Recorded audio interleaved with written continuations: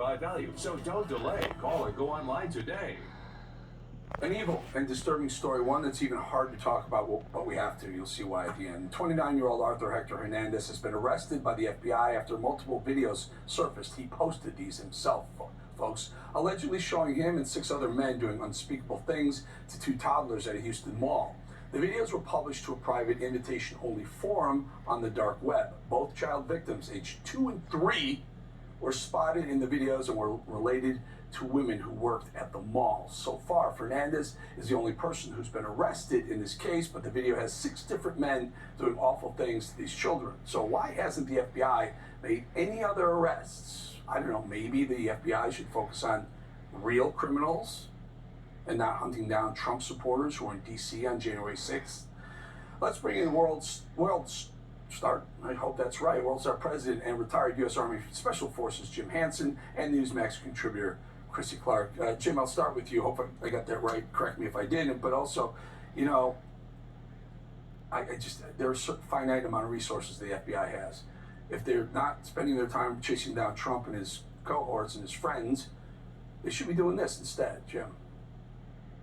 I don't think there's any question that if you polled Americans as a whole, they would much prefer to have the FBI tracking down child rapists and bringing them to justice than grandmothers who happen to be trespassing while wearing Trump gear. The problem is that's not the Biden administration's priority.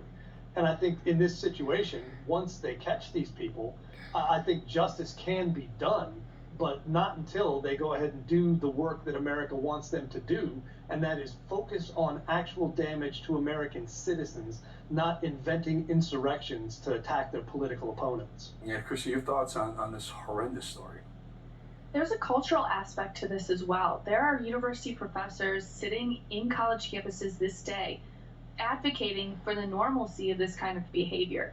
They are no longer allowed to be called pedophiles on campus. They're called MAPs, or minor attracted persons, or something along those lines. And it's disgusting the way that this is being normalized by college elitists and liberal elitists. And I don't think it's any shock that a Democrat agenda is attuned with a college elite liberals agenda, which really is normalizing this kind of stuff. You know, Jim, they say there's justice behind bars. In other words, these child predators get theirs when they finally throw them behind bars because the other inmates don't appreciate what they've done. The question is Chrissy right? Are we normalizing the behavior so we're able to throw fewer of them behind bars to get the real justice?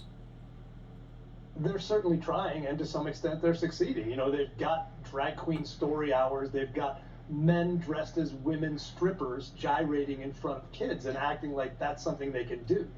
I think at some level, one of the great things about our justice system is everyone's entitled to a trial by their peers. So if the father of one of these kids happened to find one of these perverts the FBI doesn't seem to care much about and stomped a mud hole in his butt, then it's up to the state to decide whether they want to charge him. But it's up to a jury to say, do we really want to punish this guy for doing something that we thought we were paying taxes to do?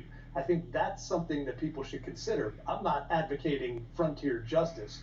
I'm just saying it can happen. We don't advocate any vigilantism, but when you allow the laws to be this slack, you're basically yelling to criminals, you're going to get away with this stuff. And Chrissy, I think of, not as nearly as bad as this story, but the people who stop the criminals who are stealing stuff out of convenience stores, well, they get fired by the company that they're trying to protect the goods that they're being walking out the back door. Yeah. Go ahead. I know. I immediately started thinking about Daniel Penny, too. Really, he's behind bars right now, being persecuted, essentially, for trying to save people on a subway. And yet we have actual child rapists out there who are not being punished to the fullest extent of the law because we're worried about political persecution as opposed to persecuting those who do the most evil things. It's really become part and parcel of Joe Biden's America, and I hope that people remember this story when they go to the ballot box in the end of the year. Yep, they will. All right, Chrissy Clark, thank you. Jim Hansen, thank you as well. Have a great weekend, folks. Thank you. All right, folks, much more.